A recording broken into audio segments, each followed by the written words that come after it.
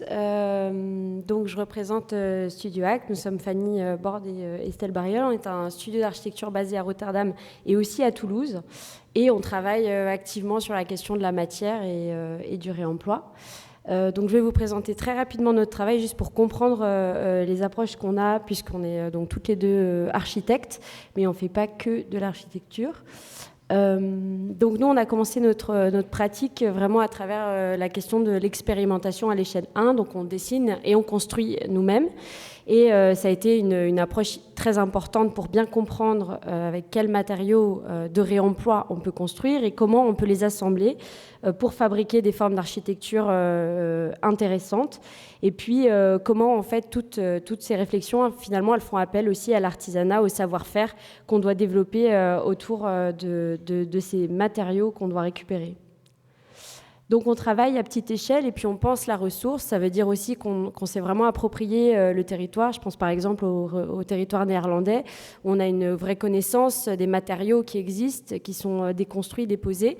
Et donc surtout, on a une vraie connaissance des dépôts de matériaux et finalement des gisements. Mais bien sûr, on apprend en fait toujours. À chaque projet, c'est une occasion pour apprendre un peu plus, découvrir d'autres matériaux, tester d'autres matériaux et devenir comme ça un petit peu plus spécialiste à chaque fois d'une forme d'assemblage, d'une transformation d'un matériau spécifique.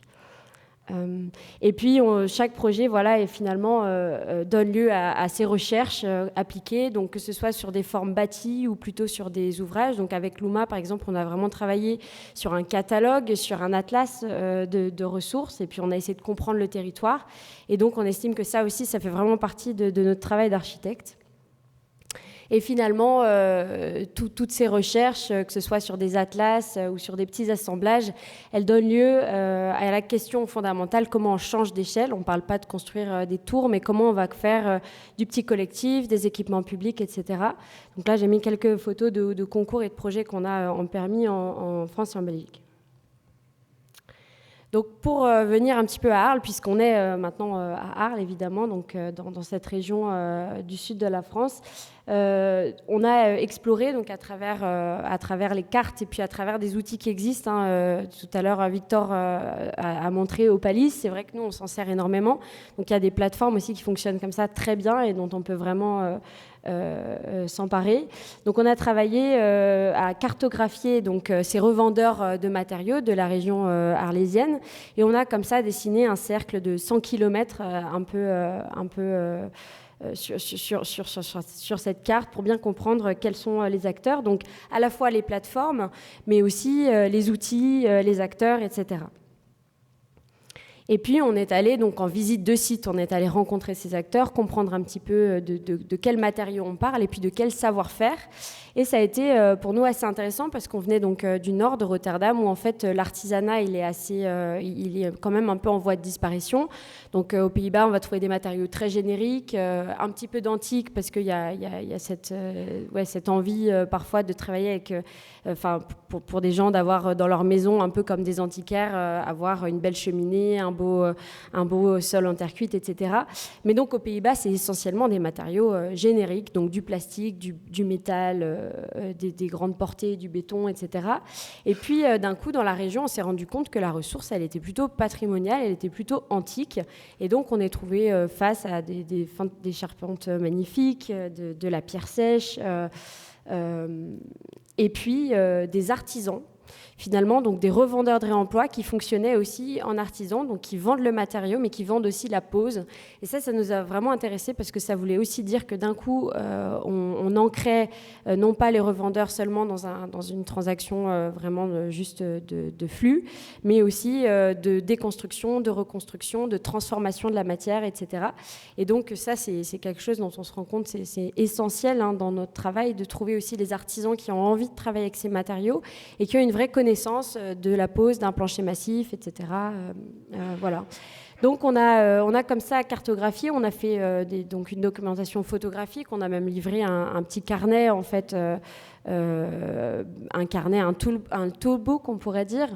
Et donc dans ce carnet, on a aussi un peu diagnostiqué l'état. Donc finalement, on a rencontré beaucoup de ces revendeurs et on s'est rendu compte aussi que d'un coup, Arles, il ne travaillait pas du tout sur la revente à une échelle locale, mais à une échelle vraiment internationale, puisqu'en fait, les revendeurs de bois nous ont dit que plus de la moitié de leur chiffre d'affaires était vraiment venait des États-Unis, d'Australie, etc., parce que tous ces planchers en chêne massif, ils étaient finalement achetés par quelqu'un qui allait donner un mariage en Californie et qui avait besoin d'un super plancher et qui allait comme ça envoyer un plancher arlésien ou d'ailleurs là-bas, quoi. Donc nous, ça nous a un peu interpellés parce qu'on est quand même conscient que quand on parle de matériaux, on parle aussi de géographie et donc que bien sûr les ressources c'est aussi extrêmement politique. Donc là on parle de ressources qui existent déjà. Mais quand même qui appellent à ces transformations comme ça cartographiques. D'un coup, un matériau de réemploi, il a une valeur qui peut être aussi antique, et émotionnelle, et qui peut être comme ça exporté très loin. Et pourquoi ça nous intéresse aussi, c'est parce que finalement, ce réemploi, enfin, ces gisements-là, c'est des gisements qui existent depuis 50, 60 ans et qui sont vraiment utilisés dans la rénovation de patrimoine pour aussi des gens qui vont avoir vraiment les moyens et qui vont chercher à avoir une réhabilitation d'une belle mention, etc. Donc, nous, on s'est quand même posé la question, OK, il y a vraiment cette ressource, des matériaux qui sont vraiment de haute manufacture, et puis il y a les matériaux industriels. Et ça, c'est véritablement intéressant, à mon avis, comme ressource, parce que le matériau ancien, il coûte très cher, il coûte finalement assez peu cher à la dépose, mais il coûte très cher, entre guillemets, à l'achat. Et puis le matériau industriel, c'est un peu l'inverse, finalement. Sa dépose, elle est pas forcément...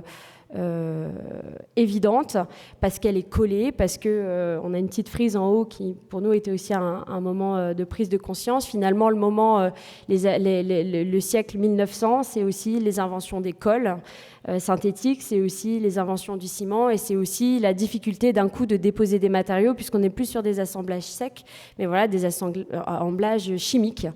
Et qui font que la dépose est beaucoup moins évidente. Et donc, mais par contre, la ressource est beaucoup plus importante. Donc, les matériaux industriels, c'est une ressource, on les appelait les matériaux génériques aussi.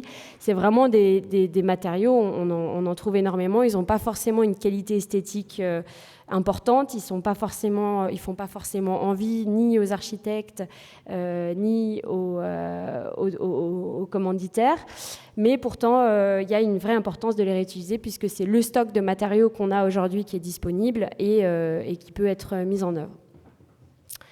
Donc on a aussi envie de parler pas seulement donc de ressources, mais des lieux, donc des infrastructures qui parlent de ce réemploi.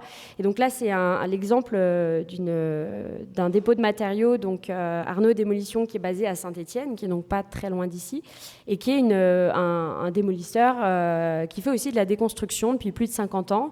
Et lui, il a une facilité, c'est qu'il est donc à Saint-Étienne sur un foncier extrêmement peu cher. Et donc, il est capable d'avoir un stock de matériaux incroyable. Il dépose comme ça des hangars entiers et il les pose sur palettes, etc. Enfin, c'est assez rare, en fait, d'avoir autant d'espace. C'est un véritable luxe dans le réemploi. Et donc, voilà. Donc, nous... Tout ça, finalement, nous a amené à cartographier et aussi à visualiser, comprendre de quels composants on parle, de les catégoriser toujours par ces, en fait, antiques et génériques, on pourrait dire, qui nous permettent de bien comprendre la différence aussi économique que ça peut avoir et esthétique, bien sûr. Et puis, donc, tout ce livret, finalement, le prétexte de ce livret, c'était de questionner, dans le cadre de l'UMA, le réemploi à l'échelle d'exposition, plutôt de scénographie, donc d'éléments, en fait, temporaires. Et donc, là aussi, on s'est un peu emparé de ce sujet. On a créé, en fait, une bibliothèque de matériaux en maquette et on a fait une sorte un peu d'itération en imaginant des formes de mise en œuvre de ces matériaux de réemploi dans le cadre de scénographie d'exposition. C'était aussi intéressant parce que la scénographie et l'exposition, donc c'est vraiment la notion du temporaire. Donc c'est des projets qui se passent de manière assez rapide. Donc ça veut dire qu'on peut travailler rapidement avec un flux de matériaux qui est déjà là. Ça veut aussi dire qu'on est moins contraint souvent par les questions légales. Et puis la scénographie, c'est quand même un secteur qui demande énormément de ressources pour un temps très court. Donc les expositions, on sait qu'elles sont montées, puis après, beaucoup des matériaux sont jetés. Donc c'était assez intéressant de prendre l'exercice vraiment de la cartographie pour l'emmener sur la question plus scénographique temporaire. Et puis, en parallèle de ça, donc on parlait d'un atlas où on répertorie, on catégorise, on cartographie. Nous, on s'intéresse aussi vraiment donc, à ces questions de plateforme, d'infrastructures, finalement, du réemploi, et de comprendre que ces infrastructures, elles sont fondamentales à l'accélération et au développement de la filière. Et dans ce cadre-là, donc on est un studio qui est donc basé à Rotterdam, et la ville de Rotterdam a fait appel à nous sur cette question de material wharf, donc en fait dépôt de matériaux, et de comment on pourrait imaginer une sorte de méthode pour comme ça développer donc un dépôt de matériaux à Rotterdam et particulièrement orienté sur un quartier. Donc en fait, on pourrait transcrire ça en ZAC, ça représente un quart de la ville qui va être développé parce qu'il y a un vrai manque de logements aux Pays-Bas. Et donc ce quart de la ville de Rotterdam, c'est un nouveau quartier à venir, et le but de la ville, c'est vraiment de dire 2050, on est 100% circulaire. Donc c'est un but qui est quand même assez compliqué, je pense, mais en tout cas qui est intéressant puisque la ville d'un coup s'engage à porter ses ambitions et commence à mettre en place une réflexion de mettre en œuvre un dépôt de matériaux pour un quartier à venir. Donc c'est vraiment une anticipation sur la mise en place de cette infrastructure. Donc ils nous ont invités à réfléchir sur ce sujet. Je vais vous montrer quelques slides et puis aussi un projet qu'on est en train de faire, donc au moment même où on parle, qui en fait est intéressant parce que c'est un projet temporaire, mais qui vraiment, c'est un test site, c'est un site de test pour cette material wharf. Donc, si on reprend le contexte néerlandais, il y a un contexte néerlandais qui est assez fort puisqu'il y a aussi une existence longue avec, donc là j'ai écrit une petite phrase, c'est Koop op afbraak, qui veut dire en fait à vendre pour la démolition. On achète un bâtiment, donc ça on est plus maintenant, mais avant. On achète un bâtiment et on l'achète pour le déconstruire et revendre les matériaux. Donc il y a une économie comme ça qui est très en place aux Pays-Bas, de revendeurs de matériaux, qui en fait, c'est une économie intéressante puisque le déconstructeur, en fait, il est payé pour déconstruire et puis en fait, après, il peut encore revendre les matériaux, donc faire un deuxième profit sur sa revente. Donc ça, c'est un peu pour placer ça dans le contexte, parce qu'on trouve, nous, toujours intéressant de parler de réemploi de manière très pratique, mais aussi de manière plus théorique. Il y a une vraie base historique sur la question du réemploi. Victor parlait par exemple des spolias. Nous, on aime bien parler des chiffonniers qui pendant des années, en fait, ont récupéré tous les chiffons, les boutons, etc., qui les ont transformés. Donc, il y a toujours eu ces économies, en fait, qui existaient et qui ne sont pas forcément très visibles. Donc, si on prend, par exemple, la carte des Pays-Bas, nous, on prend toujours la carte des Pays-Bas avec la Belgique parce qu'on est quand même très proche à Rotterdam de la Belgique et que la Belgique a aussi énormément de revendeurs et des chaînes qui sont très actives. Donc, on a comme ça repris. Donc là, j'ai écrit 168 revendeurs. En réalité, il y en a plus de 300. En tout cas, des gens qui sont actifs là-dessus, qui ne sont pas forcément des revendeurs, mais qui peuvent être des départements d'entreprises de démolition, par exemple. Et puis, autour de Rotterdam, comme ça, on voit quand même au moins 80 dépôts de matériaux. Et nous, on a traduit ça simplement en chiffres en se disant, bon, si on prend une moyenne, ça veut dire 150 000 mètres carrés de stockage, ce qui est en fait énorme.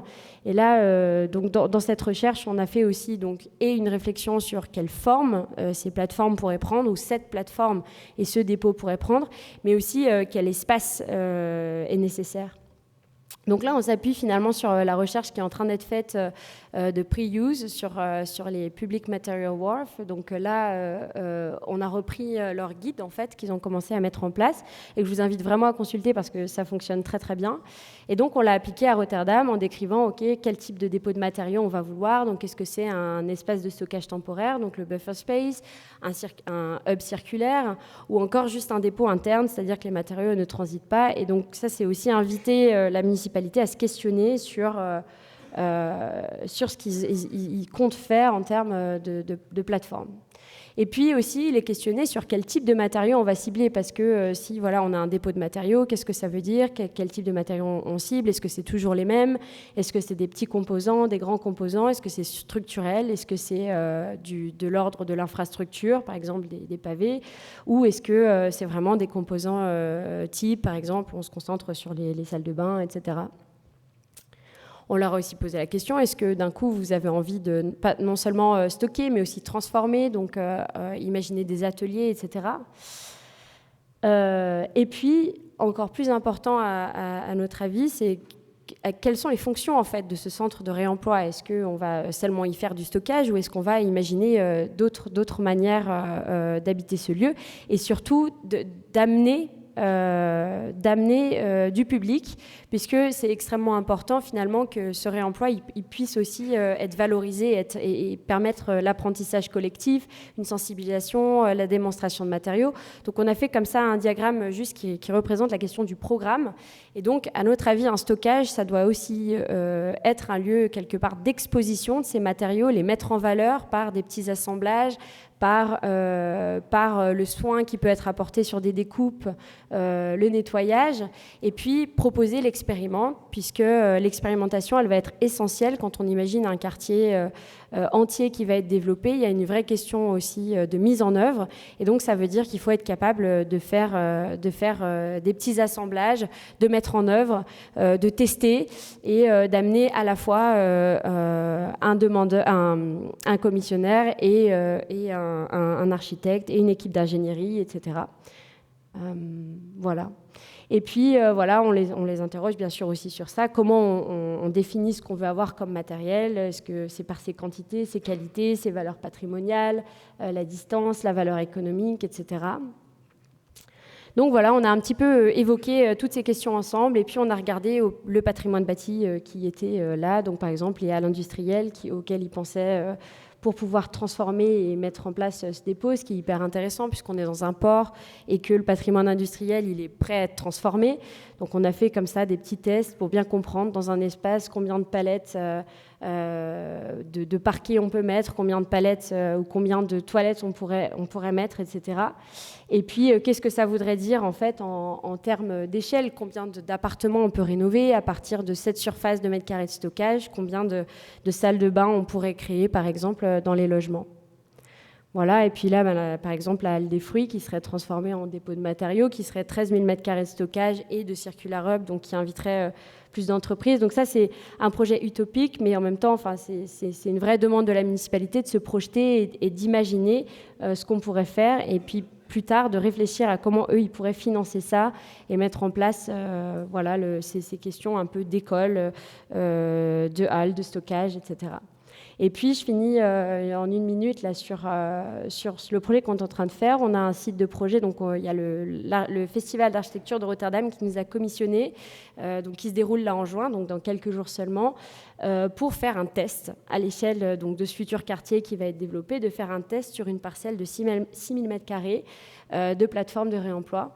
Donc pour ce projet, on est allé visiter encore des revendeurs, on les a appelés, on leur a demandé aussi de nous prêter des matériaux, puisque c'est un festival temporaire, et on a comme ça organisé un plan en imaginant 8 piles de matériaux qui sont des matériaux d'infrastructure, dont des poutres en béton, des poutres en acier, des tas de terre, des dalles précontraintes, des fondations, etc.